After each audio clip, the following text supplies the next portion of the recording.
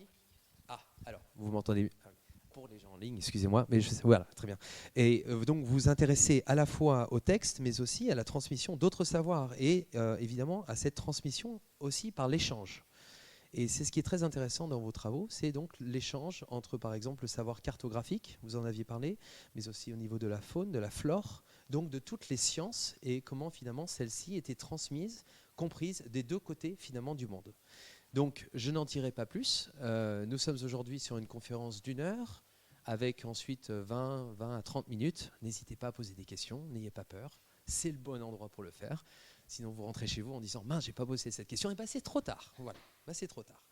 Je vous laisse la parole et nous vous écoutons avec très grand plaisir. Merci beaucoup. Merci beaucoup Arnaud pour cette très gentille introduction et je remercie, je commence par remercier vivement la FAO pour cette invitation qui me fait l'honneur. Est-ce que vous m'entendez? Pas assez fort. Ok. Ça, je me permets. Alors, est-ce que ça va mieux? Ah non, ça va pas mieux. Oui, Allô, allô? Est-ce que ça... D'accord. Ah, d'accord, oui, je vois. Est-ce que c'est comme ça, ça vous va mieux? Je vais vous monter un peu, vous serez mieux. Oui. Ah, d'accord. Ce sera plus confortable. Merci beaucoup. D'accord, donc je pense que maintenant ça va, vous m'entendez bien maintenant. D'accord, donc du coup, je réitère mes vifs remerciements à la stade d'Arnaud qui a organisé cette conférence donc pour la FAO qui me fait l'honneur avec cette invitation et je remercie bien sûr toutes et tous qui sont venus si nombreux ici pour cette soirée. Je vous remercie toutes et tous très vivement. Et donc, je pense que je vais commencer par dire que ma conférence en fait, s'inscrit en quelque sorte dans la continuité à la fois chronologique et thématique de Madame Antonella Romano, donc de sa conférence il y a un mois. Je suis sûre que nombreux d'entre vous avaient déjà assisté il y a un mois, donc conférence qui portait sur la missionnaire jésuite Matteo Ricci et son œuvre cartographique. Donc Matteo Ricci, comme on le sait, était le premier jésuite à pénétrer l'intérieur de la Chine à la fin du XVIe siècle. Il arrive à un moment où la connaissance de la Chine en Europe était encore extrêmement éparse et imprécise, ou bercée encore dans le mythe médiéval. Par exemple, on se débat encore passionnément pour savoir la Chine de Matteo Ricci et bien le Cathay de Marco Polo qui demeurait encore une référence sur l'Asie orientale. Mais un siècle plus tard, les enjeux sont très très différents. Donc, dans la France des Lumières, est-ce que ça tourne? Ok. Donc, dans la France des Lumières, je disais, les références sur la Chine sont devenues omniprésentes et extrêmement variées. Donc, elles représentent pour certaines la sagesse de la monarchie éclairée et pour d'autres la misère du despotisme oriental. Rares sont les philosophes qui n'avaient jamais exprimé quelques opinions sur la Chine.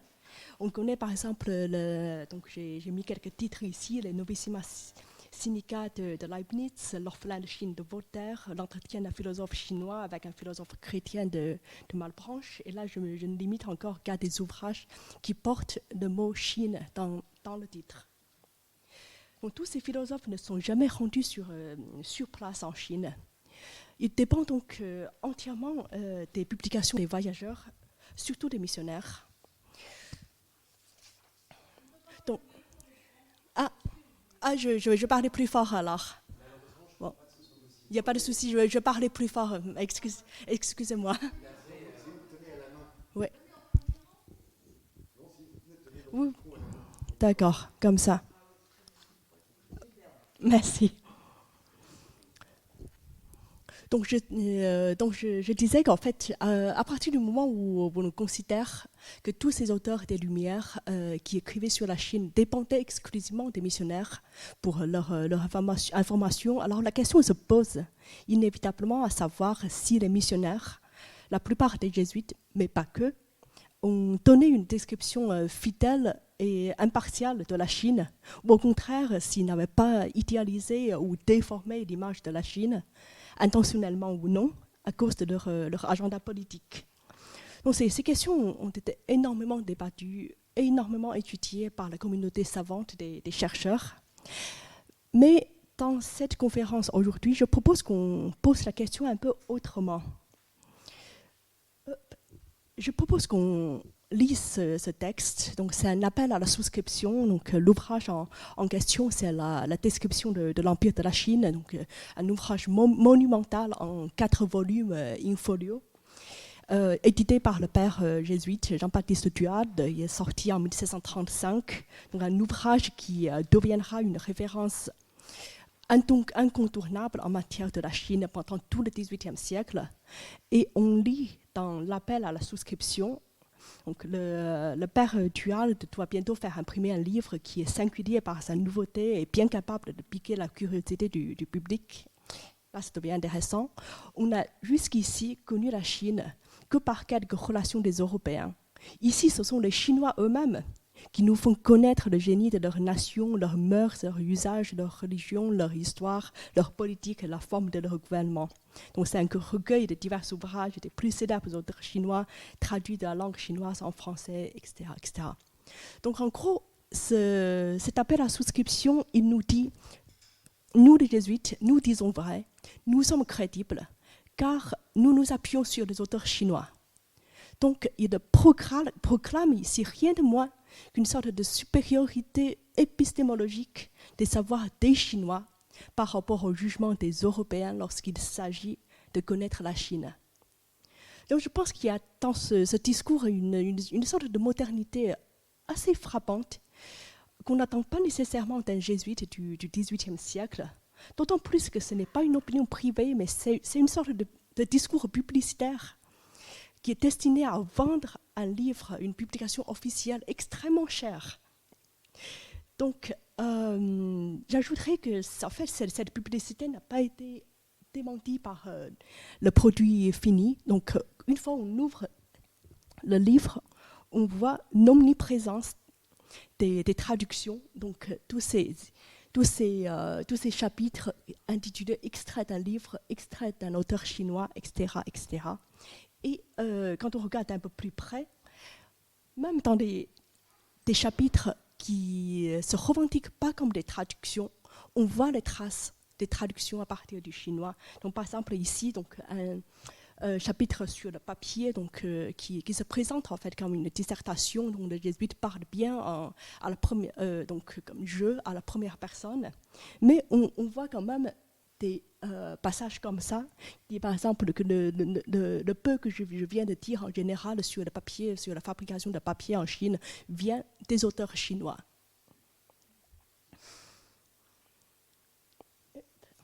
Et la description de Chine n'est pas unique.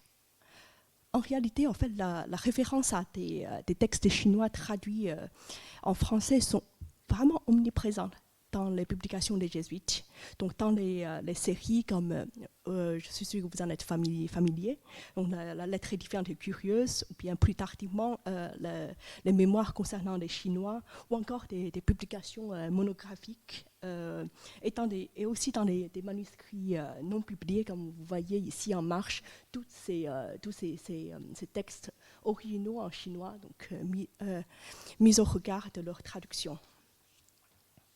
Et cette reconnaissance de l'autorité des livres chinois n'est pas non plus une exception jésuite. Donc j'assiste en particulier que les missionnaires de la MEP ne diffèrent pas beaucoup en fait, dans leur pratique savante comparée à des jésuites, même s'ils n'ont pas été aussi visibles que les jésuites lorsqu'il s'agit de faire publier leurs travaux en Europe. Donc, par exemple, si on regarde le manuscrit de Charles Macro, le vicaire apostolique de Fujian, on voit on voit aussi cette abondance de sources chinoises reproduites, traduites, intégrées dans sa dissertation latine sur la religion chinoise. Donc, je pense qu'à partir de là, on peut reformuler la question autrement. Donc, au lieu de se demander si la représentation de la Chine par les missionnaires était juste ou pas, on peut se demander peut-être plus productivement comment les savoirs des Chinois sur eux-mêmes ont participé à la construction des connaissances européennes sur la Chine. Mais une fois on dit les savoirs chinois, on n'a pas dit grand-chose encore. Parce que, parlant des savoirs des Chinois, alors c'est le savoir de qui? De quel Chinois? De quelle Chine? Car si on parle de la Chine, je pense qu'il y a une chose élémentaire à retenir, une chose toute bête, mais élémentaire, c'est que la Chine, elle est grande. La Chine des Ming, qu'avait connu Matteo Ricci, donc ce territoire qui était contenu tant dans l'enceinte de la Grande Muraille, s'étend sur 6 millions de kilomètres carrés. Et lorsque la description de la Chine était publiée en 1735, la nouvelle dynastie des Qing, comme vous le savez, avait conquis le trône de Pékin en 1644, avait déjà poussé la frontière de l'empire de la Chine vers l'Asie centrale. Donc la taille du territoire impérial est doublée. Et la population de la Chine est estimée au XVIIe siècle à 1,50 million et un siècle plus tard, ce chiffre s'élève à 300 millions. Donc la Chine, c'est un monde avec une très grande diversité interne, une diversité géographique entre différentes régions et aussi une diversité sociale entre les femmes et les hommes, entre les Chinois et les Mandchous, entre différentes classes, différentes confessions religieuses, etc. etc. Et puisqu'on parle de la traduction des livres, on peut en fait constater que le marché des livres en Chine de cette époque est lui-même caractérisé, marqué par cette diversité qui est celle de la Chine. Donc, il faut savoir qu'à partir du XVIe siècle, la Chine avait connu un grand essor du marché du livre. Donc, nous savons bien que l'imprimerie est d'abord inventée en Chine, mais c'est véritablement à partir du XVIe siècle qu'il y a cette explosion du marché du livre. Donc, une explosion quantitative, mais aussi une diversification d'offres, donc des ouvrages savants, comme des livres de divertissement de haute qualité ou bon marché qui ciblent tout type de lecteurs. Donc j'ai mis ici deux représentations des Chinois avec leurs livres. Donc un lettré d'un côté, un lettré paré de sa robe tranquillement dans son cabinet, mais aussi des gens ordinaires qui lisaient aussi des livres qu'ils peuvent se procurer de ce genre de vendeurs de livres ambulants. Donc, par exemple, un roman ou un manuel pour la vie pratique, un almanach. Donc, les textes écrits, ils sont partout dans la vie sociale en Chine. Et les missionnaires qui arrivent pile poil, quand cet essor du marché de livres commence, ils ont immédiatement intégré cette dynamique. Et ils ont laissé des témoignages enthousiastes, car eux-mêmes, venant d'une culture lettrée, ils se sont sentis absolument chez eux en Chine. Donc je cite ici encore le père Duard, qui écrit « Enfin, si on accepte l'Europe, je ne crois pas qu'il y a aucune nation qui a publié tant de livres que la nation chinoise. Elle en fournit sur toutes sortes de matières. Il y en a qui parlent de l'agriculture, des plantes, de l'art militaire, des arts libéraux et mécaniques, des histoires particulières, de la philosophie, de l'astronomie, etc. On trouve des tragédies, des comédies, des romans, des livres de chevalerie, des discours éloquents et beaucoup d'autres traités sur une infinité de sujets. Les bonzes, c'est-à-dire les moines bouddhistes, ont aussi leurs livres composés sur le culte qu'ils ont soin de répandre. Mais rien n'est plus respecté des Chinois que les 5 livres qu'ils appellent les Wujing, donc les classiques, qu'ils révèrent tant pour leur antiquité que pour l'excellence des doctrines, etc. etc. Donc, sommes en face d'un monde de livres extrêmement divers, dans lequel il y a des textes classiques, mais pas que des classiques. Donc voilà, c'est une très longue préambule pour arriver au sujet central de cette conférence. Donc, quels sont les livres chinois qui ont été traduits par les jésuites parmi toute cette énorme diversité de livres qui s'offraient à eux? Et j'aimerais encore ouvrir une parenthèse ici pour souligner que cette présentation n'est pas le seul fruit de ma propre recherche. En fait, en réalité, il y a toute une communauté de chercheurs qui œuvrent depuis plus de 20 ans pour identifier les sources chinoises des jésuites, pour étudier les traductions, pour reconstituer ces liens intellectuels entre les savoirs des Chinois et des sinologues européens. Donc, j'ai mis ici une petite bibliographie dans l'ordre chronologique, donc à commencer en particulier par Madame Isabelle Landry-Doron, qui a été le premier chercheur à attirer notre attention sur la prépondérance des traductions dans la description du Père Duhalde. Donc, mon livre qui est issu de ma thèse, qui a été publié en 2017, s'inscrit dans le sillage. Et il n'aurait pas pu être écrit sans ces travaux pionniers. Donc j'insiste, pour commencer, je rends hommage à mes collègues et j'indiquerai des références à leurs travaux sur mes diapos. Donc, on commence par le plus connu, le plus célèbre.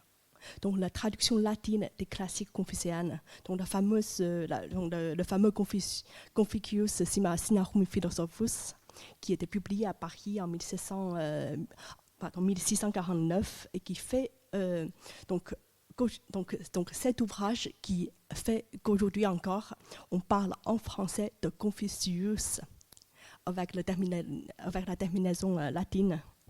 Donc, ce titre est bien connu. Mais j'aimerais quand même qu'on regarde la traduction d'un peu plus près et d'insister en fait sur le caractère donc, collectif, sur la longueur de la production et sur la complexité de ce travail de traduction quand il s'agit d'un texte classique central à une culture.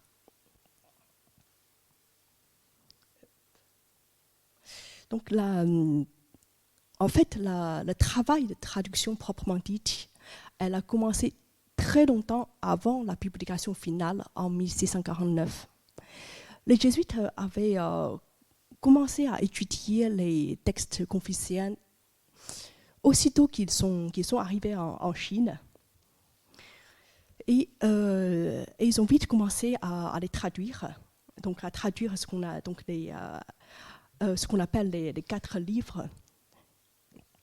Les textes classiques confucéens, donc d'abord dans une perspective didactique pour leur propre formation.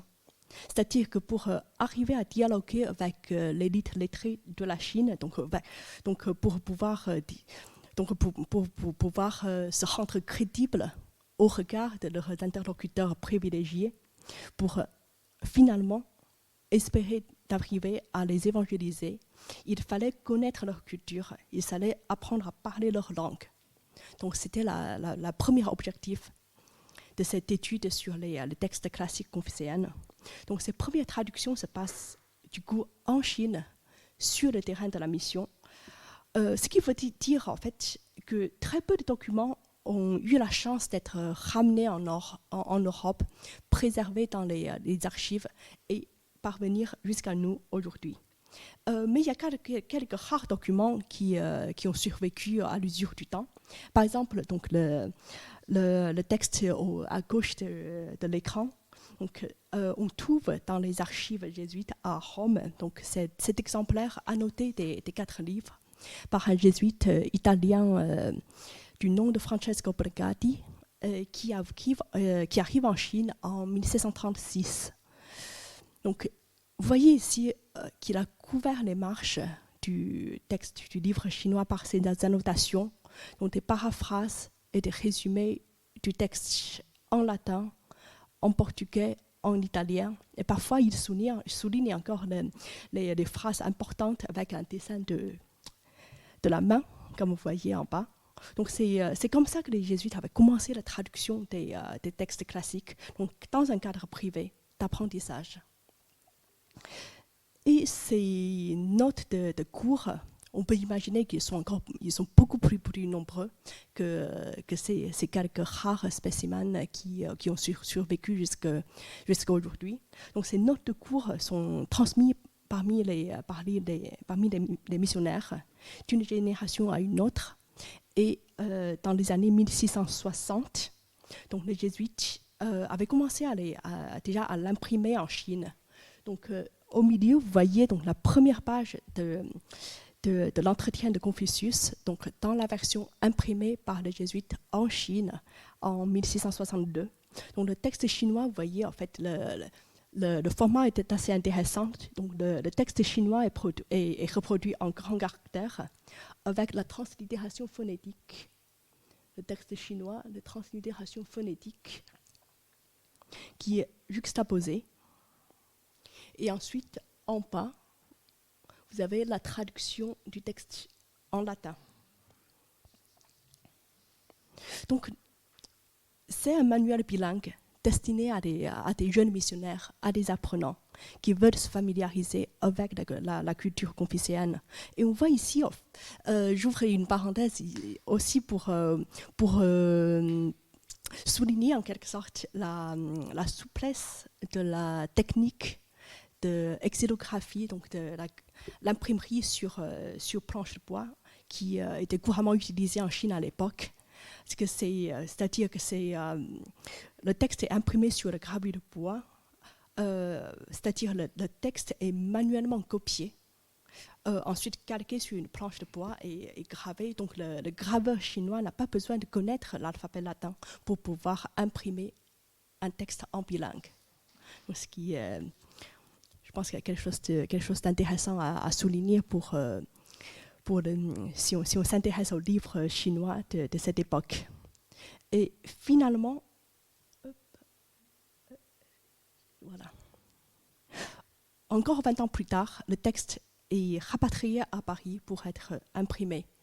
Donc ici, le manuscrit de préparation pour l'ouvrage final est encore préservé à la PNF. Donc on peut voir comment la traduction devait être présentée aux lecteurs parisiens. Donc nous voyons en fait en continuité avec la version qui était imprimée en Chine, donc le texte chinois qui était toujours reproduit caractère par caractère, quoique les sinogrammes ont disparu entre-temps parce que les imprimeurs parisiens sont incapables de les produire. Mais on voit aussi, ce qui est intéressant, c'est que l'éditeur a ajouté autre chose, donc d'autres appareils didactiques, surtout des petits chiffres. Vous voyez ici les chiffres. Chaque caractère chinois était numéroté. Donc, par exemple, le zi était numéro 1. Et du coup, dans la traduction qui correspond, on voit le chiffre 1 pour nous dire que ce signe zi veut dire Confucius. Et ensuite, pareil, deuxième caractère yue, numéro 2, répond à 8, donc Confucius dit. Et ensuite, donc, nous avons ici d'abord donc, la partie soulignée, donc, une traduction brute, donc, assez littérale du texte chinois. Donc, Confucius dit, ne serait-il pas un plaisir de s'efforcer d'imiter les sages et de s'exercer assidûment à cet effort d'imitation. Mais ensuite, pour assurer que le lecteur intègre le sens du texte classique dans sa bonne interprétation, les jésuites vont encore développer un petit commentaire.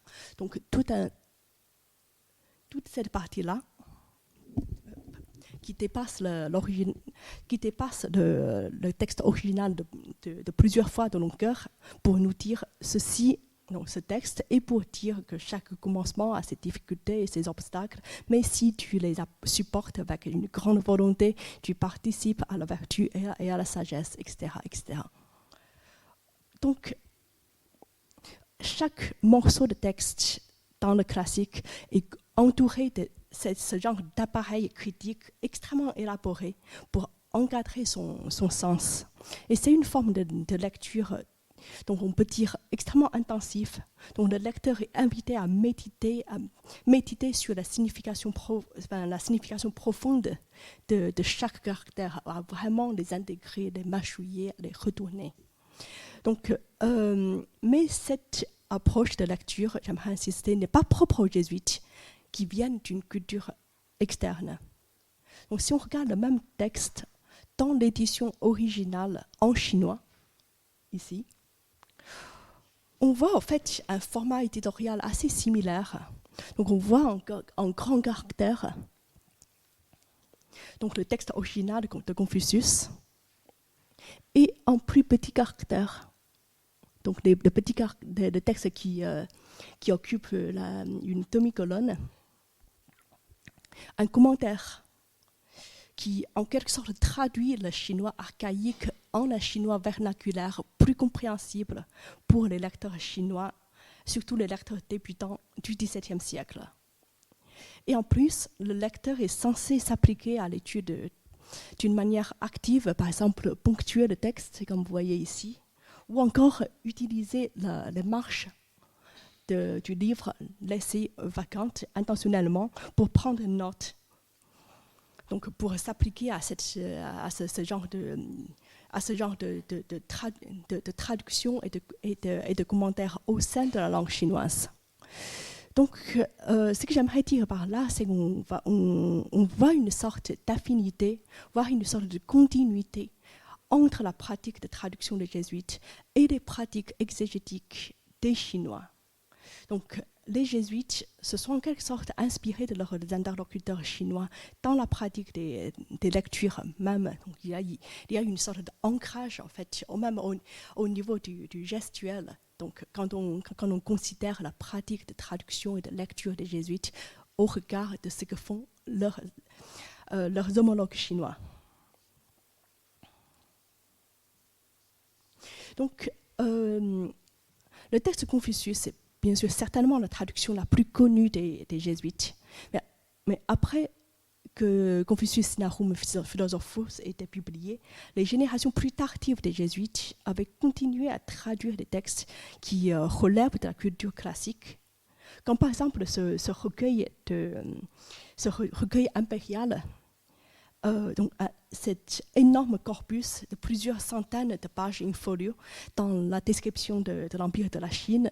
Donc, selon son titre français, il contient, donc, comme vous voyez ici, donc, il contient des déclarations, les ordonnances, les instructions des empereurs, les remontrances et les discours des ministres sur le bon et le mauvais gouvernement, avec des réflexions faites par l'empereur Kangxi.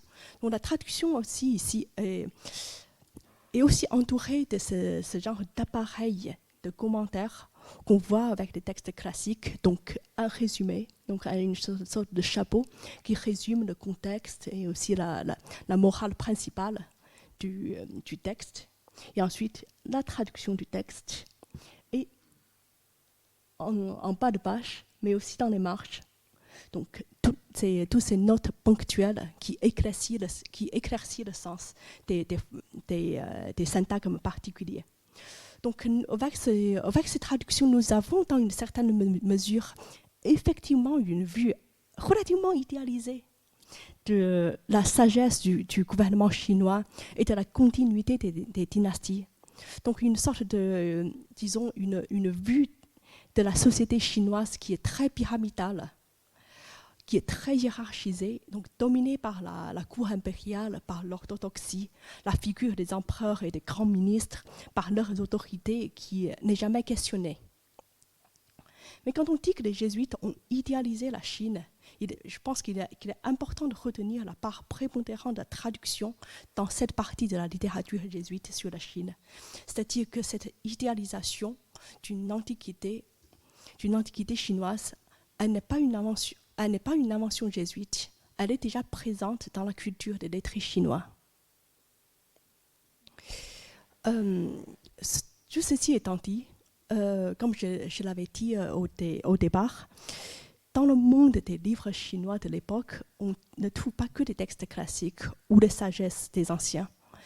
Il y avait aussi une abondance de livres modernes qui cherchent à répondre aux besoins et des préoccupations des lecteurs contemporains, donc une production de livres qui sont de plein pied dans la réalité socio-économique de leur temps.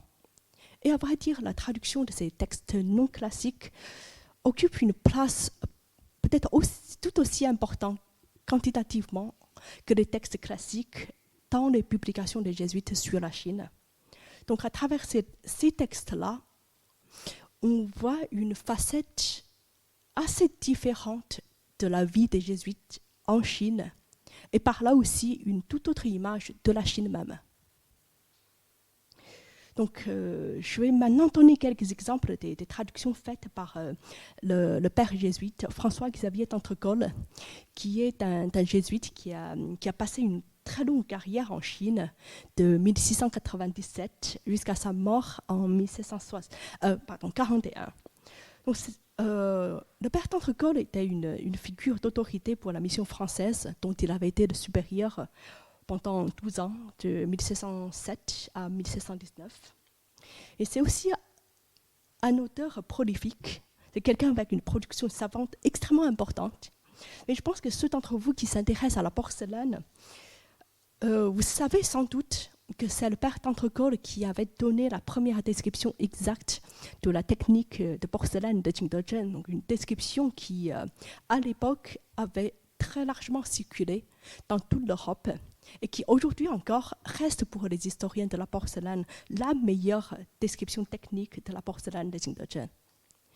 Mais en dehors de porcelaine, il y a encore une vaste correspondance sur les sujets extrêmement divers, sur le vernis, sur la soierie, sur la botanique, sur l'inoculation de la variole, sur la diététique, mais aussi sur les sujets plutôt sociaux, sur les institutions de charité, sur la philosophie morale, sur la cosmologie.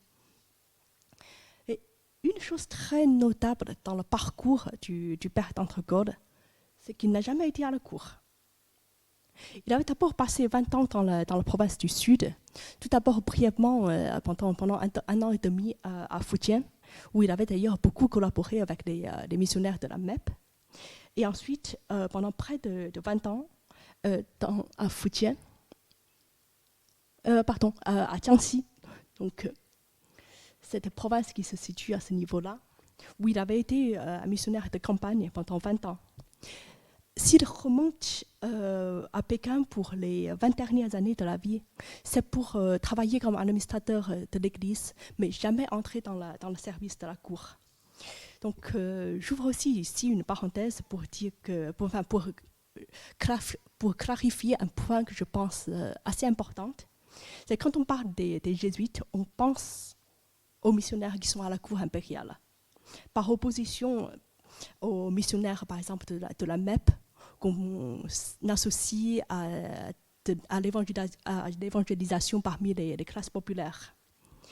Il est certes vrai que les jésuites, à commencer par Matteo Ricci, se sont battus pour s'implanter à la cour en espérant de convertir l'empereur et à partir de là, convertir la Chine par le haut. Et les jésuites français ont aussi beaucoup contribué à cette image qu'on dirait élitiste, en célébrant par exemple le faveur qu'ils ont reçu de l'empereur. J'ai mis ici le frontispice d'un texte publié par le père Joachim Bouvet, qui avait donné des cours de sciences à l'empereur Kangxi et qui publie en France cet éloge de l'empereur, le portrait historique de l'empereur de Chine, dans lequel il compare carrément Kangxi à un nouveau Constantin. Mais cette image des jésuites courtisans n'est que partiellement vraie. Et en réalité, les missionnaires à la cour ne représentent qu'une minorité parmi les jésuites. Donc voici par exemple, j'ai fait une carte à partir d'un catalogue de personnel des jésuites français vers l'année 1610. Donc vous voyez bien que la plupart des jésuites étaient actifs dans les provinces. Et donc des ouvrages publiés par les jésuites, qui sont généralement des ouvrages collectifs, en fait, ils mélangent les perspectives des missionnaires qui sont à la cour, mais qui sont aussi dans les provinces, qui évoluent dans des milieux sociaux extrêmement différents. Donc je ferme la parenthèse pour revenir au père d'Entrecol. Dans son énorme correspondance, on voit en fait donc du coup une toute autre forme de sociabilité comparée à celle de ses confrères à la cour. Donc, au lieu des mandarins, des nobles, des princes, il nous rapporte souvent des conversations avec des villageois, avec des potiers, avec des marchands, les droguistes, donc avec des lettrés de bas échelon et des détenteurs de savoirs locaux. Et corollairement, en fait, les livres chinois qu'il traduit sont de nature aussi très différente. Comparé à ce qu'on a vu jusque-là, il traduit presque exclusivement des auteurs contemporains, donc des œuvres qui sont écrites par des Chinois, souvent encore vivants à son temps. Et dans cette variété de livres modernes, il cherche l'information utile, qu'il va ensuite commenter, critiquer, mettre au regard avec d'autres sources d'informations, avec ses propres observations de la société chinoise, avec ses conversations avec des Chinois. Voilà. Par exemple, typiquement, dans sa fameuse lettre sur la porcelaine, il commence par nous expliquer ses méthodes. Il nous dit que pour s'informer, il a observé, mais aussi et conversé avec des potiers, des marchands chrétiens, et finalement croisé toutes ces informations avec des livres. Et un autre exemple, c'est une recette médicinale qu'il a tirée d'un herbier chinois, donc une recette qui clame qu'il est possible d'extraire de la mercure du pourpier, d'une plante. Il traduit la recette d'abord textuellement, qui n'est d'ailleurs pas très long. La recette est là, la traduction est ici. Mais ensuite, il va ajouter tout un appareil critique, d'abord pour dire tout son scepticisme sur la validité de cette recette. Il rapporte ensuite le fait qu'il avait posé la question à un ami chinois droguiste, donc un spécialiste, qui lui affirme que l'information est crédible, que c'est quelque chose qui est généralement tenu pour vrai par les professionnels chinois. D'Entrecol cite ensuite une découverte scientifique faite par Réaumur, donc un savant français, qui semble corroborer la connaissance des Chinois. Et pour terminer, ils enjoignent les lecteurs à vérifier l'information dans le laboratoire par les moyens expérimentaux, car ils pensent que cette information, si elle s'avère vraie, pourrait représenter des bénéfices économiques considérables pour la France. Donc ici, vous voyez, la traduction fait partie d'une démarche plus générale d'enquête scientifique. Donc les livres constituent un moyen parmi d'autres, sans autorité privilégiée.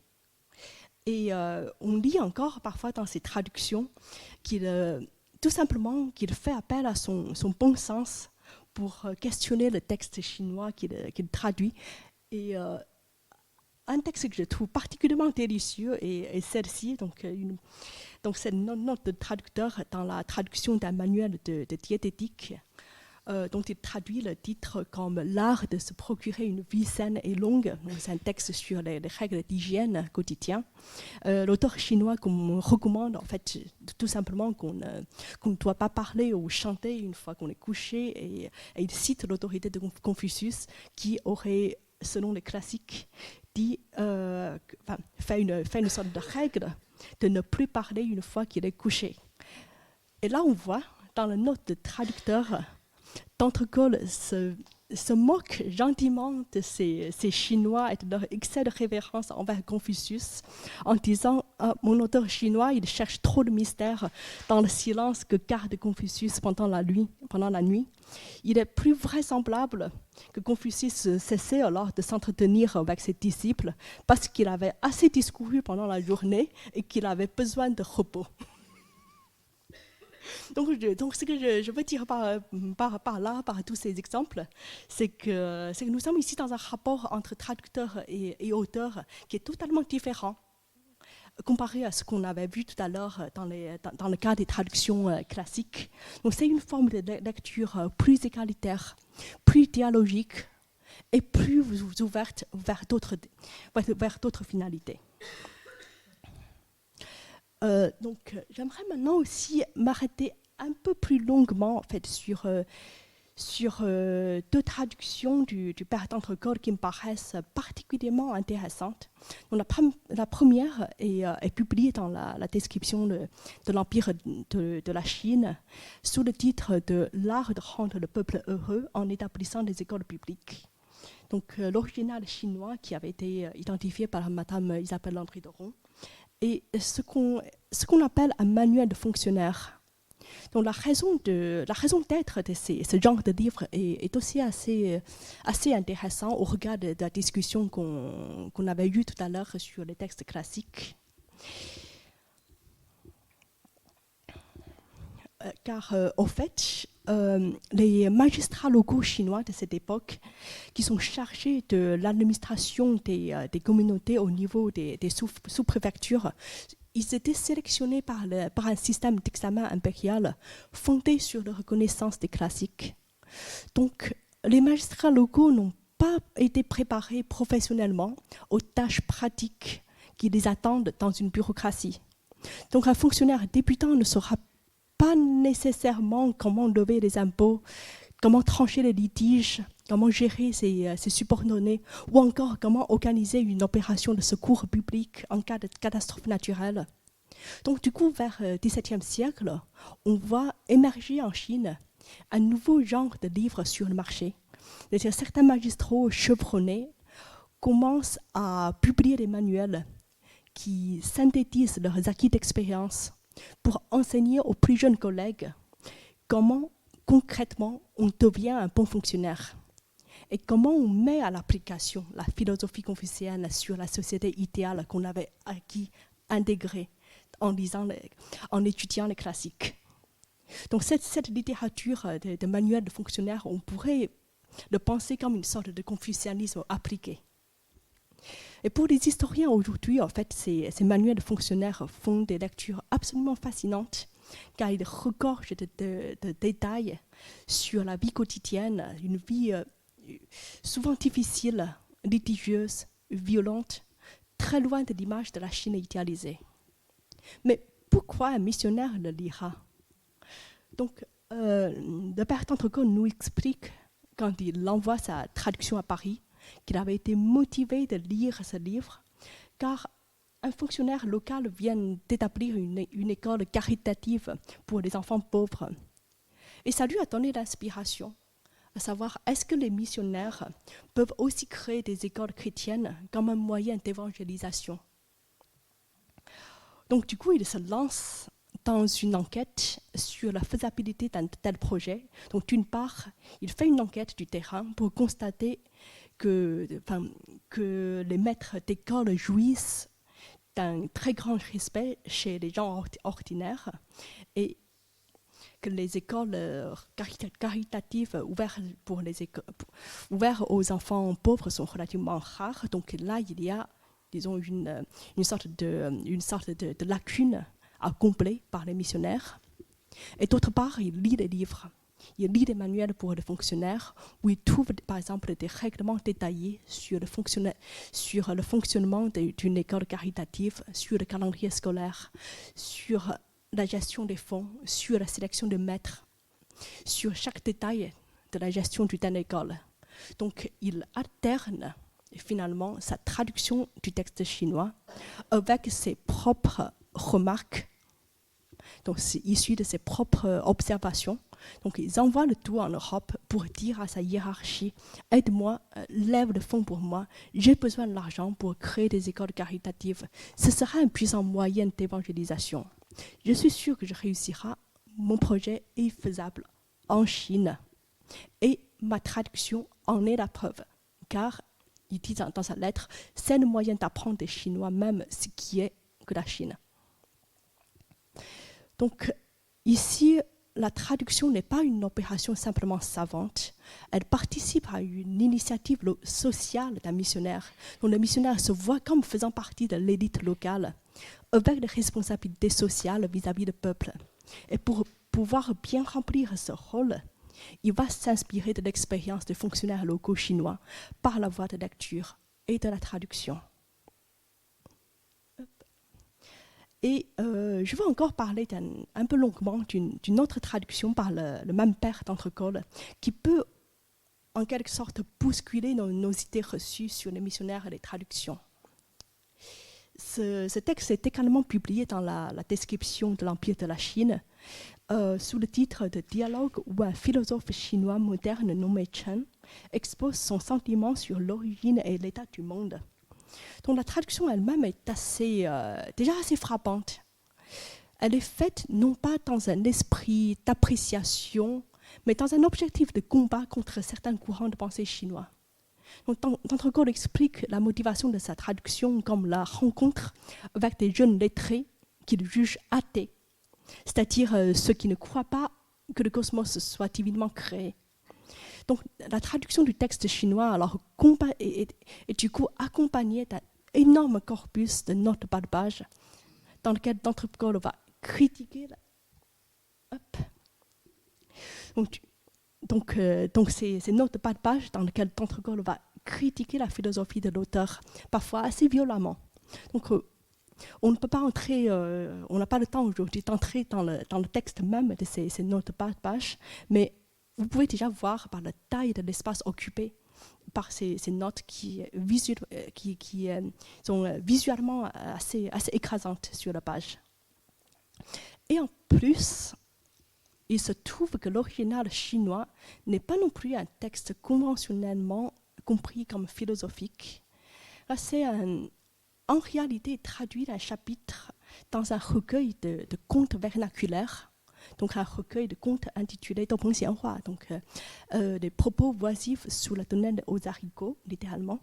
Donc lui-même, cet original chinois est un spécimen extrêmement atypique dans la littérature chinoise prémoderne.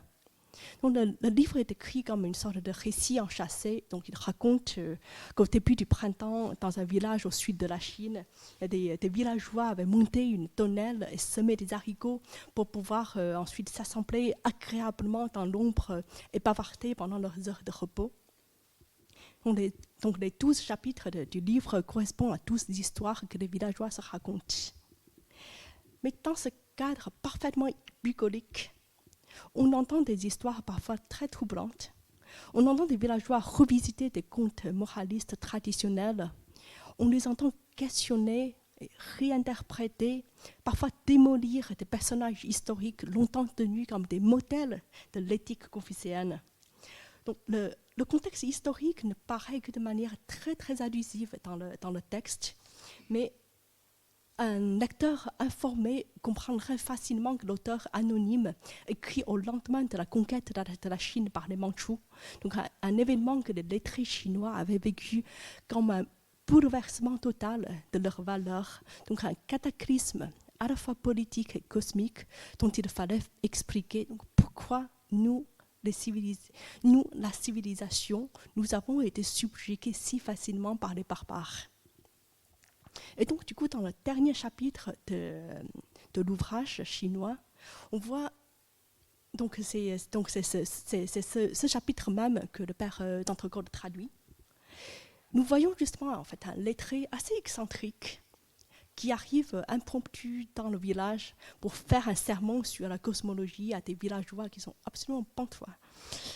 Donc il fait un sermon sur la nature fondamentalement amorale du cosmos, dans lequel l'effondrement cyclique de la civilisation et les invasions barbares font partie de l'ordre des choses. Donc une interprétation très dérangeante, presque hétérodoxe de la philosophie confucéenne. Donc c'était en quelque sorte assez perspicace de la part du père d'Entrecôte d'avoir repéré de la philosophie dans un tel texte romanesque.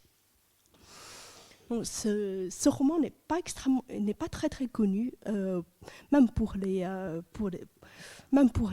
Chinois, mais la lecture est absolument fascinante, indépendamment de tout ce contexte missionnaire. Donc je vous le recommande assez vivement, d'autant plus qu'il a déjà été traduit intégralement en français.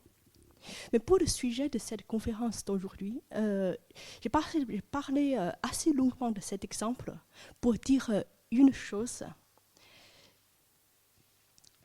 c'est que lorsqu'on parle de la Chine, de la littérature ou de la philosophie chinoise, mais la Chine, elle n'est pas une monolithe civilisationnelle qui reste immuable à travers les siècles.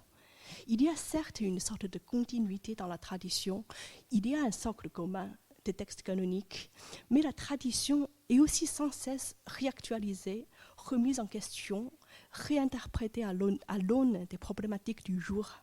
Donc il y a la diversité des dissensions, des ruptures parfois radicales au sein de la tradition chinoise, et des missionnaires, en lisant et en traduisant des livres chinois pour comprendre la société chinoise qui les entoure, ils doivent aussi se composer avec ces ruptures, avec ces dissensions internes à la tradition chinoise. Et leur traduction par les choix de textes, conventionnels ou marginaux, orthodoxes ou hétérodoxes, donne une sorte d'aperçu de ces ruptures et de ces divisions au sein de la Chine. Donc, la dernière traduction que je vais parler un peu rapidement est faite par un autre jésuite, cette fois-ci un jésuite qui travaille à la cour de Pékin, donc le père Antoine Gobil. Mais cette traduction ne dérange pas moins la stéréotype de la Chine intemporelle, car il s'agit d'un récit de voyage effectué par un diplomate de Qing à travers la Sibérie russe jusqu'à la mer Caspienne. Donc un itinéraire épique, même par les critères d'aujourd'hui que j'indique sur la carte par des étoiles. L'ambassade a duré 3 ans, de 1712 à 1715, et un membre de l'ambassade, donc un mongol du nom de Tulishen, publie son récit de voyage en 1723, donc un texte aussi extrêmement intéressant, riche, qui regorge de détails fascinants sur la politique, sur la géographie, l'ethnographie ou l'histoire naturelle de la Sibérie. Et dès 1726, le père Gobil a fait une traduction partielle que ses confrères parisiens ont publiée dès 1729. Et là aussi, c'est une vitesse de transmission fulgurante, même par les critères d'aujourd'hui. Donc, il n'y a que 6 années qui séparent la publication de l'original chinois et la parution de la traduction française, même s'il ne s'agissait qu'une traduction partielle. Donc, le contexte des années 1720, en fait, c'était une période où les savants parisiens et la cour de Pékin s'intéressaient simultanément à la géographie d'Asie centrale. Donc, les données cartographiques étaient échangées par l'intermédiaire des jésuites entre les 2 extrémités du continent eurasiatique, et cette traduction fait partie de ces échanges. Donc, ici, la Chine n'est pas seulement un objet de connaissance, elle était un interlocuteur avec qui on peut développer des projets scientifiques communs. Donc, Paris et Pékin ont tenté de mutualiser leurs ressources savantes pour cartographier cet espace d'Asie centrale qui est à mi-chemin entre eux. Donc je pense que là, il y a aussi quelque chose de provocateur dans cette traduction qui est traduite du chinois par un jésuite à la cour de Pékin, mais qui traite de la Sibérie russe, de ce monde plus large qui dépasse de très loin la région culturellement chinoise. Donc là aussi, je voulais peut-être qu'on réfléchisse sur la signification de la Chine et des savoirs chinois. Donc, est-ce que les livres chinois peuvent aussi nous apprendre autre chose que sur la Chine elle-même? À quel point la langue chinoise a pu servir de véhicule pour des savoirs non chinois qui sont parvenus aux lecteurs européens des Lumières. Donc, avant de terminer, je vais rapidement dire un mot sur la réception des écrits jésuites en Europe. Donc, dans cette conférence, j'ai beaucoup insisté sur le fait que le sens d'un texte n'est pas inné dans le texte, mais c'est l'acte de lecture, c'est la liberté des lecteurs qui lui donne le sens. Donc, il y a une sorte de pluralité fondamentale qui soit inhérente à tout acte de lecture. Donc, on a vu des textes chinois déjà interprétés et réinterprétés par les Chinois eux-mêmes, et que les jésuites, en traduisant les textes chinois, prolongent cette dynamique vers l'Europe. Et à mesure que ces écrits des jésuites circulent en Europe, cette liberté interprétative des lecteurs est également à l'œuvre et qui très souvent va à l'encontre de l'intention des auteurs jésuites. Et je pense que c'est là, il y a peut-être l'héritage le plus durable et aussi le plus paradoxal des jésuites et leurs œuvres savantes sur la Chine, car rappelons-nous, à l'origine, la description que les missionnaires faisaient de la Chine, de sa grandeur, de sa prospérité, de la civilité de ses habitants, ainsi que de la faveur que les missionnaires recevaient de l'empereur, cette littérature était destinée à célébrer le succès de l'évangélisation. Il ne s'agissait pas d'importer en Europe la sagesse chinoise. C'était les évangiles qu'on essayait de prêcher en Chine. Mais cette représentation de la Chine, qui était civilisée et pourtant païenne, est tellement convaincante qu'elle devient une sorte de leçon de relativité pour le lectorat éclairé de l'Europe. Donc la question se pose alors pour savoir si la civilisation était possible sans religion révélée, ou si on peut être bon citoyen sans être croyant, et si les civilisations non européennes et non chrétiennes auraient des choses à apprendre à l'Europe, dont les valeurs d'emblée paraissent avoir perdu leur universalité présupposée.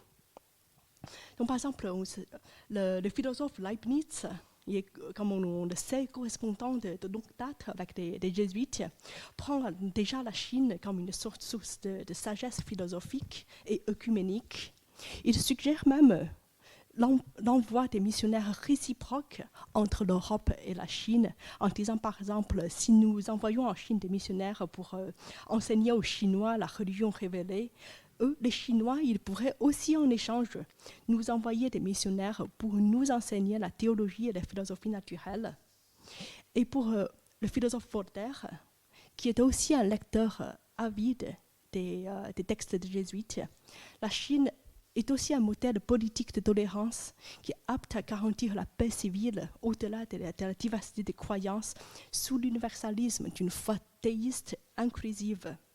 Il dit par exemple, dans la profession de foi des théistes, nous pensons enfin qu'il faut imiter les sages gouvernements chinois qui, depuis plus de 50 siècles, offrent à Dieu des hommages purs et qui, l'adorant en esprit et en vérité, il tolère ses pensées, il les réprime, il les contient si bien qu'ils ont pu exciter le moindre trouble sous la domination chinoise.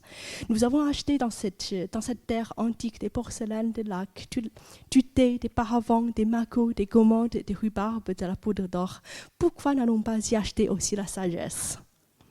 Donc, cette admiration de la Chine comme une sagesse pure, intemporelle, un modèle à émuler pour l'Europe, comme je disais, n'était pas l'intention des missionnaires, qui ne voyaient pas la sagesse chinoise décentrer la vérité du christianisme et qui étaient assez lucides sur la réalité socio-économique de la Chine de l'époque. Mais les écrits des missionnaires, lus dans le contexte européen, au jour des problématiques de l'époque, ont bien permis à une telle réinterprétation humaniste qui a besoin d'un tel modèle d'artère pour se critiquer, pour mettre en question les croyances héréditaires de l'Europe et pour envisager la possibilité d'une réforme de l'ordre établi. Et donc c'est justement ce processus dynamique d'interprétation et de réinterprétation dans la lecture, dans les traductions, qui on dirait confère une pertinence plus large à ces textes chinois du XVIIIe siècle, au-delà de leur contexte local, et qui les permet aussi d'être lus fructueusement en Europe des Lumières, comme par nous aujourd'hui. Merci.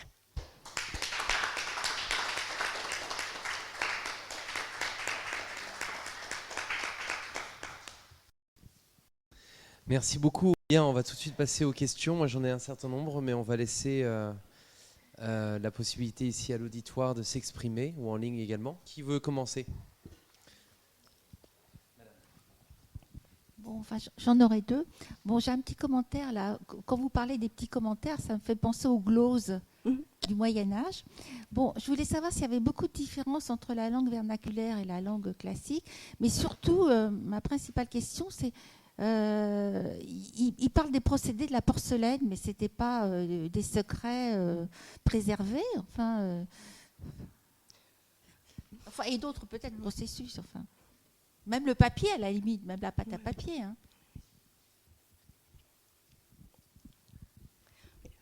Je réponds tout de suite. Merci beaucoup pour ces questions. Oui, vous avez absolument raison. Donc quand on parle des commentaires sur des textes classiques, il y a un fort parallèle entre ces commentaires que font les Chinois et les glosses que vous ici connaissez mieux que moi, qu'on pratiquait au Moyen-Âge et au-delà. Donc je pense que là, en fait, il y a une sorte disons, je pense qu'au niveau des pratiques savantes, je pense qu'il y a bel et bien une sorte d'universalisme. En fait, il y a cette attitude, cette pratique envers les textes canoniques qu'on retrouve dans beaucoup de civilisations, beaucoup de cultures partout dans le monde. C'est-à-dire, cette pratique de relire et de réinterpréter continuellement un petit nombre de textes pour répondre aux problématiques du jour. Je pense que quand on parle des rapports Chine-Europe, le dialogue entre le confucianisme et le christianisme, en fait, on insiste beaucoup en fait, sur la différence, sur l'intraduisibilité des concepts, des mots au niveau des sens. Mais je pense que ce qu'on n'insiste pas assez, c'est qu'au niveau des pratiques savantes, au niveau de l'attitude envers la culture classique, il y a quelque chose d'extrêmement similaire, extrêmement traduisible, en fait, qui fait que les cultures chrétiennes que véhiculent les missionnaires ont pu aussi facilement s'implanter en Chine, en quelque sorte. Donc, ça c'est... et aussi sur votre question sur la différence entre la langue vernaculaire et la langue classique. Donc il y a beaucoup de différences en fait. Donc savoir l'un ne nous donne pas nécessairement la capacité de lire dans l'autre. Et justement en fait je pense que c'est le fait que l'écriture chinoise est restée relativement stable à travers les siècles, donc ça nous donne une sorte d'illusion optique sur la continuité de la tradition chinoise, mais en réalité entre la chinois archaïque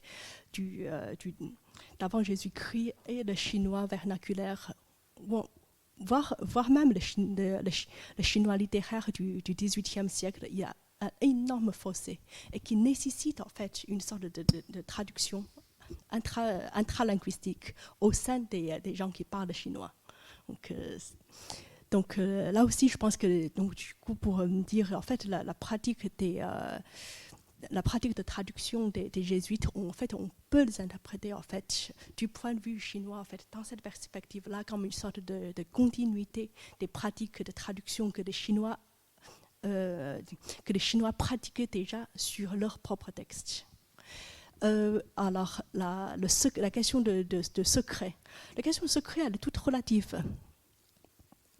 Donc oui, certes, donc pour la porcelaine, donc surtout un art technique de ce genre qui représentait des enjeux énormes, des enjeux financiers. En fait, il y a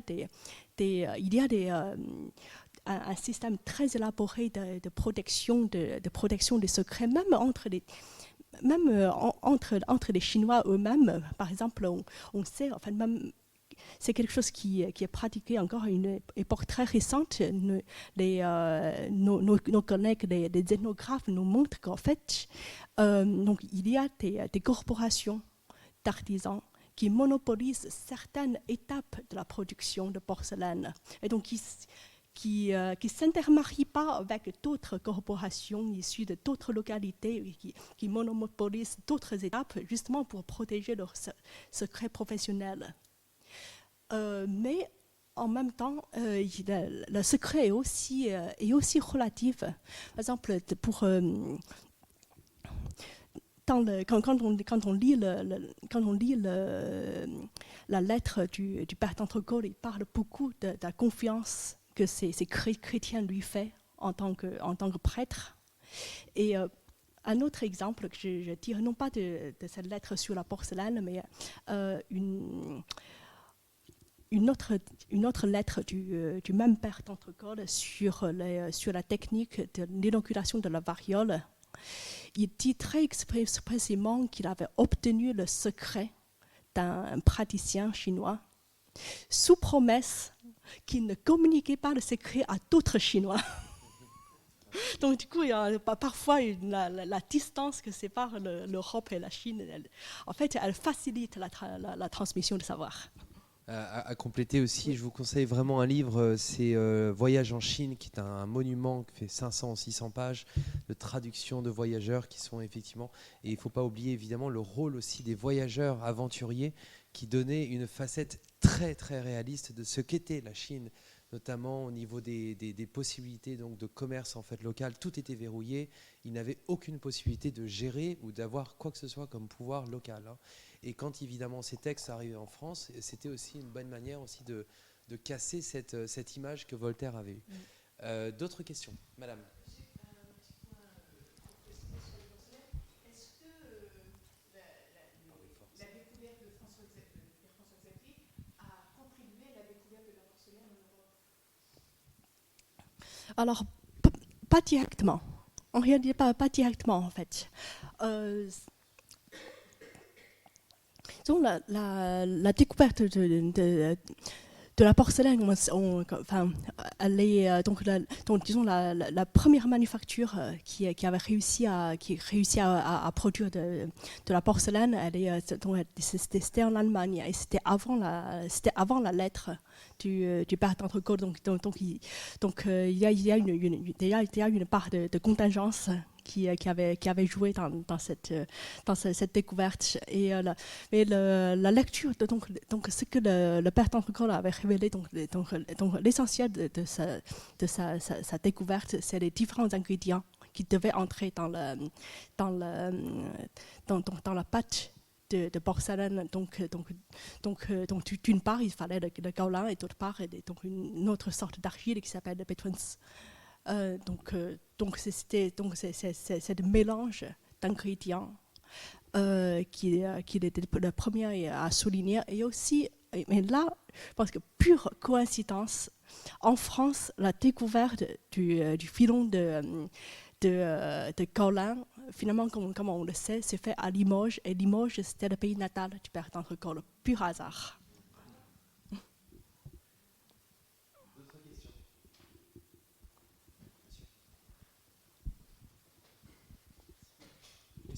Entre la fin du XVIIe siècle et puis le siècle des Lumières, vous montrez un extrait de Voltaire, est-ce qu'il y a des approches différentes en fonction des préoccupations des traducteurs? Est-ce que vous avez noté des tendances? Merci. Je pense que c'est difficile de parler des tendances générales. Donc une époque qui succède à une autre. Je pense que puisque au sein de chaque époque, comme je disais tout à l'heure, je pense que les missionnaires qui étaient actifs dans différents endroits, dans différents milieux, ils avaient tous des préoccupations différentes. Ils étaient en contact avec des interlocuteurs extrêmement variés, donc la diversité, elle existait déjà, disons, au sein de chaque époque. Mais ce qu'on pourrait dire, c'est qu'il y a certaines époques où, par exemple, surtout pendant ce qu'on appelle la querelle des rites chinois, comme vous le savez, donc cette controverse, d'abord au sein de l'Église chrétienne et ensuite qui est déportée pour devenir une sorte de crise diplomatique entre Pékin et Rome. Donc, pour savoir si les chrétiens chinois devaient être autorisés de pratiquer un certain nombre de rites confucéens, etc. Donc, pendant la période paroxystique de la querelle de rites, qui était la période surtout la période 1700.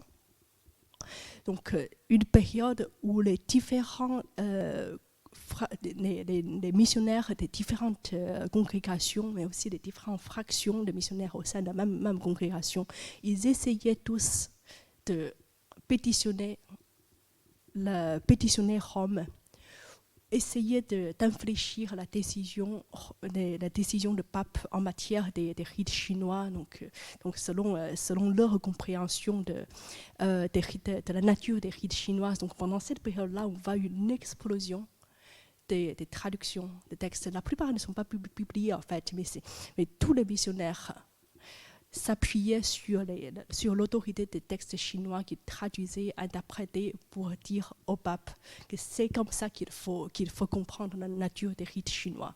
Donc, certains disent qu'il faut l'interdire, d'autres disent qu'il faut l'accepter, mais tous appuyaient sur l'autorité des textes chinois. Donc il y a des périodes comme ça où tout le monde ou presque s'intéressait à un même sujet, et donc voilà. D'autres questions? En fait, ma question se rapproche un peu de celle qui vient d'être posée. Dans les exemples que vous avez donnés, on voit que finalement les jésuites, ils ont un intérêt en tout cas, ils ont une approche d'objectivité par rapport au texte chinois. Et justement, je voudrais savoir en fait quelle est la place de cette question de l'objectivité à l'intérieur du travail de traduction. Est-ce que vraiment tous les jésuites étaient conscients de cette question-là? Est-ce qu'il y avait une généralité en fait sur cette approche? Oui, merci pour la question. Oui, donc la réponse courte est oui. Donc absolument, parce que de manière générale, on pourrait dire que la traduction, ça fait partie intégrante des démarches scientifiques des jésuites en Chine, scientifiques au sens large, c'est-à-dire d'une part comprendre la société chinoise, comprendre comment elle fonctionne, comprendre la nature des croyances des Chinois, donc pour pouvoir adapter ensuite les stratégies d'évangélisation en conséquence. Donc il y a des enjeux énormes. Donc oui, absolument, ils essayent d'être qu'on peut dire objectifs, donc au moins pas de se tromper eux-mêmes dans leur enquête. Même chose pour les enquêtes sur les sciences naturelles. Donc pour prendre l'exemple de la porcelaine, l'ingrédient de la porcelaine, il faut que ça marche. Donc il y a absolument la recherche de l'objectivité, mais ensuite, toute la question est que l'objectivité du point de vue des missionnaires n'est pas nécessairement l'objectivité du point de vue des Chinois de l'époque, ni encore moins nécessairement de nous aujourd'hui. Par exemple, pour un exemple simple, la nature de la langue chinoise, par exemple. Rappelons-nous que nous sommes encore à une époque où la chronologie biblique était la vérité historique. Donc, tout l'espace, donc toute l'humanité descendait de la même source. Donc, l'interprétation de la nature de l'idéogramme chinois, elle se faisait dans ce cadre. Donc, il y a toute une littérature qui se développe. Surtout en Europe, il faut bien le dire, mais aussi chez certains missionnaires, pour savoir si la langue chinoise, donc, on le comprenait à l'époque comme une sorte de représentation directe du sens qui du coup transcende la diversité de la parole parlée. Donc il y a toute cette question qui se pose donc il y a l'hypothèse que l'écriture chinoise c'était la langue avant la confusion de Babel. Donc est-ce que cette question et toutes les enquêtes qui sont menées pour confirmer ou infirmer cette hypothèse, est-ce qu'elles sont objectives? Ça dépend beaucoup disons, du vision du monde dans lequel on se place.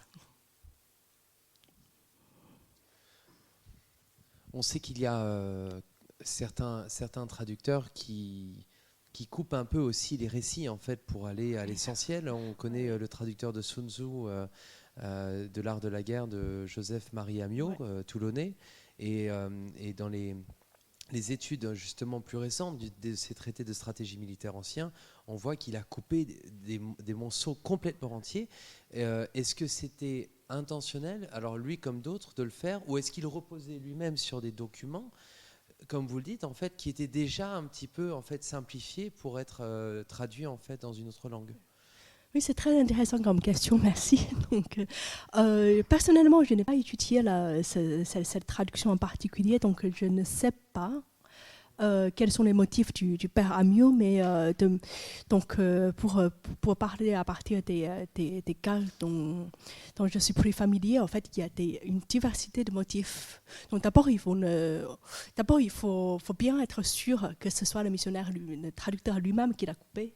Parce qu'entre le moment où il envoie le manuscrit en Europe et le passage à la publication, il y a tout le travail de l'éditeur qui, dans le cas du père Duade, comme les études de Madame Landry-Drouin l'a très bien montré, en fait, et que toutes celles et ceux qui sont venus après elle l'ont confirmé, en fait, le père Duade, il a fait des coupures dans les manuscrits des missionnaires de manière arbitraire et parfois qui changent parfois complètement le sens.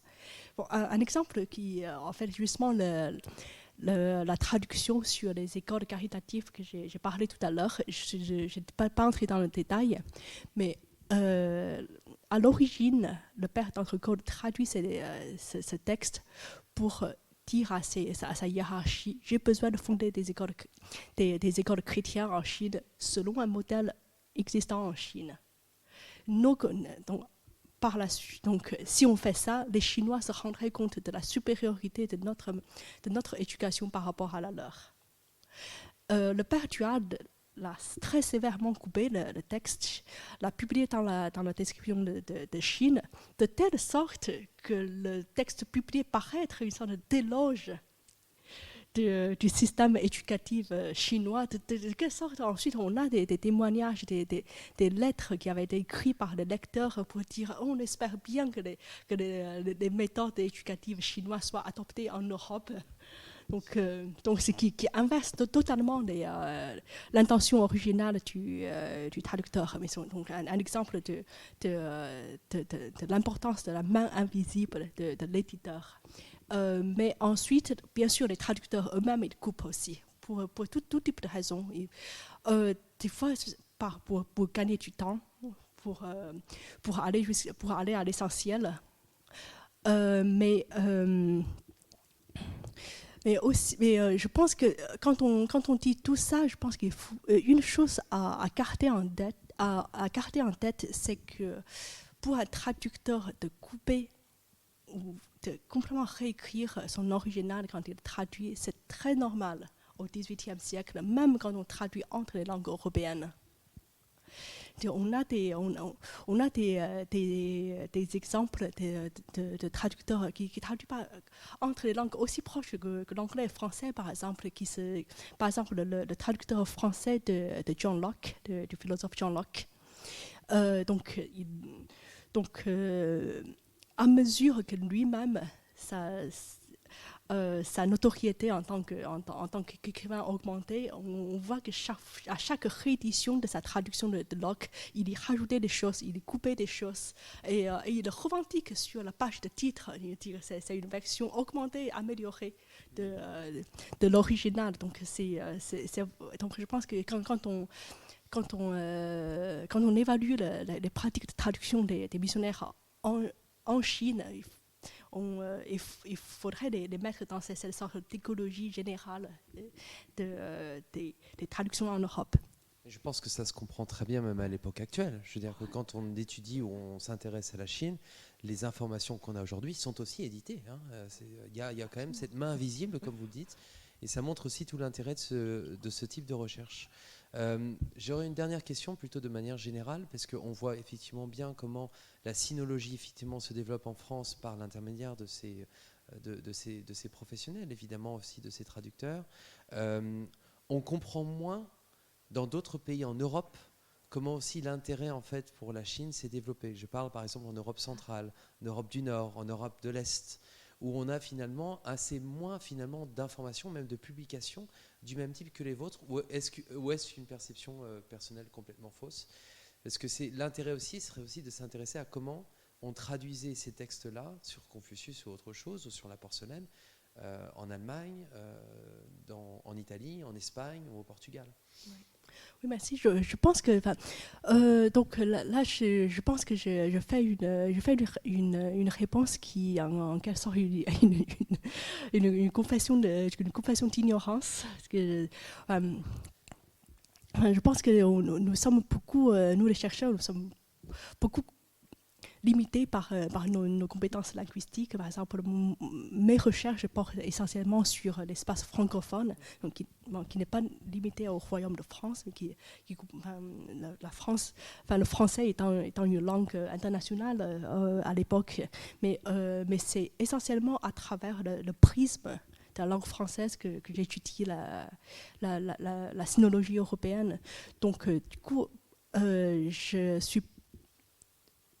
je ne me considère pas apte de, par exemple, dire s'il y a des traductions de Confucius en polonais ou en tchèque, dans des langues vernaculaires d'Europe centrale, par exemple. Je ne suis pas apte à y répondre, mais ce qu'on peut dire, c'est les publications des jésuites français, ils sont quand même beaucoup traduits en d'autres langues européennes. Par exemple, la description du Père Duard, on connaît 2 traductions anglaises, une traduction allemande et une traduction russe. Et aussi, il faut savoir, en parlant de Russes, il faut savoir qu'à Pékin, il y avait une représentation orthodoxe des Russes, qui sont eux-mêmes traducteurs. Donc, ce sont des textes beaucoup moins publiés, encore moins étudiés. Mais les Russes traduisaient, et le dernier exemple de traduction que je donnais, donc la traduction de ce récit de voyage d'un diplomate mongol vers la Sibérie. Donc ce texte-là, il a 2 traductions russes pendant le XVIIIe siècle. Donc, en plus d'une traduction allemande par un ethnologue allemand basé à Saint-Pétersbourg. Donc, ils ont la sinologie russe. Donc, rappelons-nous, les Russes eux-mêmes avaient des contacts directs avec la Chine. Donc, énormément d'enjeux commerciaux. Donc sur les routes caravanières à travers la Sibérie. Donc, le développement de la sinologie russe, c'est une autre histoire qui est interconnectée avec la sinologie française, parce que il y avait des savants français présents à Saint-Pétersbourg. La littérature française était lue, mais les Russes avaient aussi leur propre source de savoir qu'il ne faut pas sous-estimer. Un monde connecté. En tout cas, merci beaucoup. Je pense qu'on peut s'arrêter là. S'il y a d'autres questions, bravo encore pour cette merveilleuse conférence. Merci à toutes et à tous. Écoutez, on se retrouve, je ne sais plus quand.